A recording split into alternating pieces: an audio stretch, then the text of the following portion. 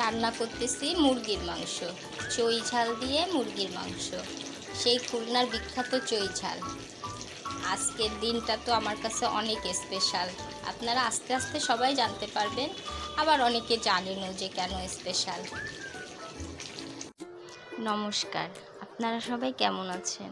আমরা তো অনেক ভালো আছি। আমি প্রথমে আপনাদেরকে বলেছিলাম না, আজকে আমার মনটা অনেক খুশি।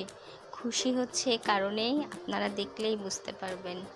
এই যে আজকে আমার 1K ফলোয়ার হয়ে গেছে, এই জন্য আমি অনেক খুশি। এটা হয়তো অবশ্য অনেক মানুষের কাছে কিছুই না, এর থেকে বহুত বহুত অনেক অনেক ফলোয়ার হয়েছে, কিন্তু আমার কাছে এটা অনেক বড় পাওনা।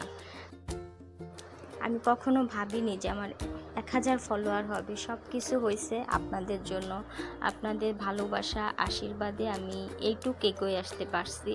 আপনারা আমাকে সবাই আশীর্বাদ করবেন বা আমার পাশে থাকবেন, যেন আমি এর থেকেও অনেক উপরে যেতে পারি আপনাদের সহযোগিতায়।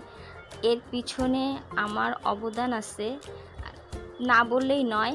আমার সন্তান, আমার মা, আমার স্বামী, আমার ভাই, সবাই, কিন্তু সব থেকে বেশি আছে আমার মা আর আমার ছেলে।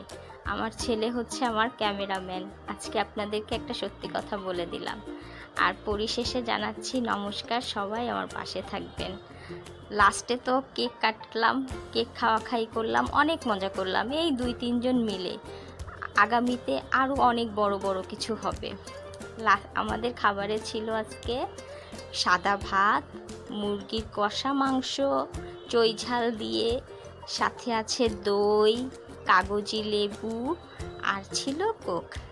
এই হচ্ছে আমাদের আজকের মেনু। আপনারা সবাই ভালো থাকবেন, আমার পরিবারের পাশে থাকবেন, আমার পাশে থাকবেন।